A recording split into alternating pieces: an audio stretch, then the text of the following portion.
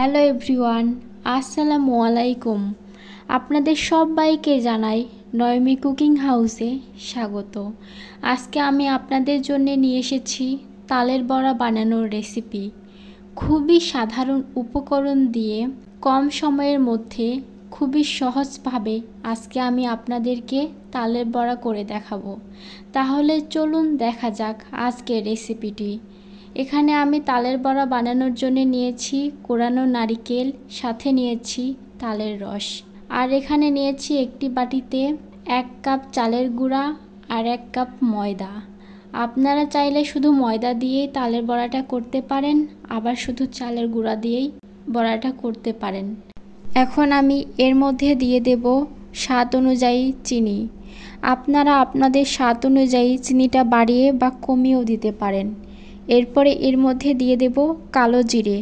আপনারা কালো জিরেটা দিতে না চাইলে কালো জিরে স্কিপ করতে পারেন। এরপরে এর মধ্যে দিয়ে দেব তালের রস। তালের রসটা আমি একটু একটু করে দেব আর হাত দিয়ে আটাগুলো ভালোভাবে মাখিয়ে নেব। তালের রসের কোনো পরিমাণ নেই, যতটুকু তালের রস লাগবে আটা মাখাতে ততটুকু আপনারা দিয়ে দেবেন।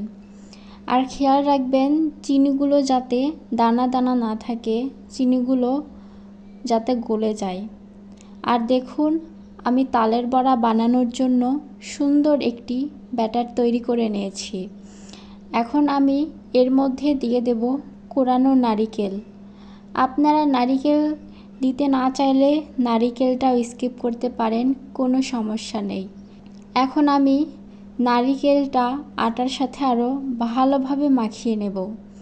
কিছুক্ষণ আমি আটার সাথে নারিকেলটা ভালোভাবে মাখিয়ে নিয়েছি।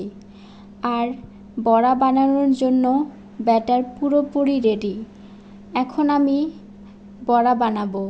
এখন আমি বড়াগুলো ভাজার জন্য চুলায় একটি কড়াই বসিয়ে দিয়েছি। কড়াইয়ে পরিমাণ মতো তেল দিয়ে দিয়েছি। তেলটা ভালোভাবে গরম করে নেব।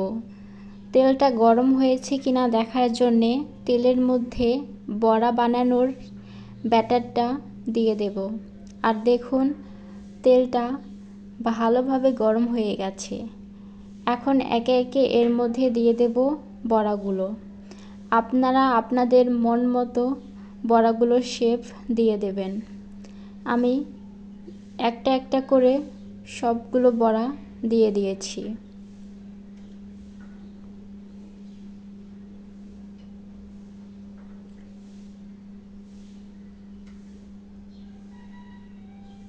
যারা নতুন রাঁধুনি আছেন, প্রথম বড়াগুলোর শেপগুলো ভালো নাও হতে পারে, কিন্তু হতাশ হওয়ার কোনো কারণ নেই।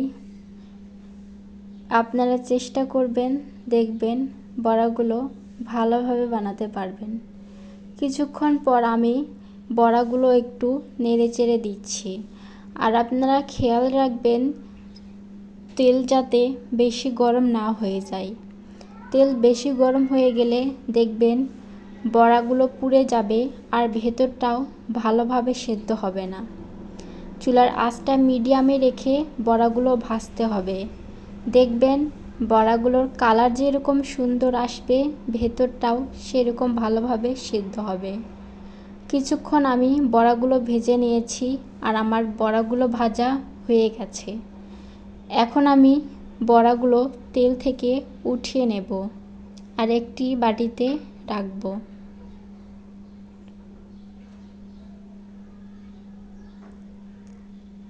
এভাবেই আমি আবারও বড়াগুলো ভেজে নেব। আর আমার আজকের এই ভিডিওটি যারা দেখছেন তাদের কাছে আমার একটাই রিকোয়েস্ট, আপনারা যদি আমার চ্যানেলে নতুন হয়ে থাকেন প্লিজ আমার চ্যানেলটি সাবস্ক্রাইব করে আমার পাশে থাকবেন এবং অবশ্যই আমিও আপনাদের পাশে থাকার চেষ্টা করব। এভাবে আমি আবারও বড়াগুলো ভেজে নিচ্ছি।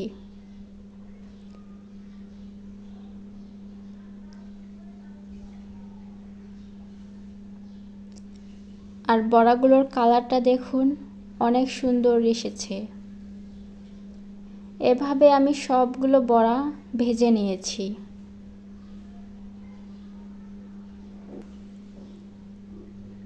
আর দেখুন আমার বড়াগুলো ভাজা হয়ে গেছে। আর দেখুন দেখতে কতটা সুন্দর লাগছে। আর আমি আপনাদেরকে দেখাচ্ছি ভেতরটা কীরকম সেদ্ধ হয়েছে। দেখুন অনেক সুন্দর সেদ্ধ হয়েছে। আমার আজকের এই রেসিপিটি যদি আপনাদের ভালো লেগে থাকে তাহলে অবশ্যই আমার ভিডিওতে একটি লাইক দিবেন, কারণ আপনার একটি লাইক আমার এই ভিডিওটি আরও কিছু মানুষের কাছে পৌঁছে দিতে সাহায্য করবে। আজকে এই পর্যন্তই। ভালো থাকবেন, সুস্থ থাকবেন। দেখা হবে পরের কোনো সহজ রেসিপিতে। খুদা হাফেজ।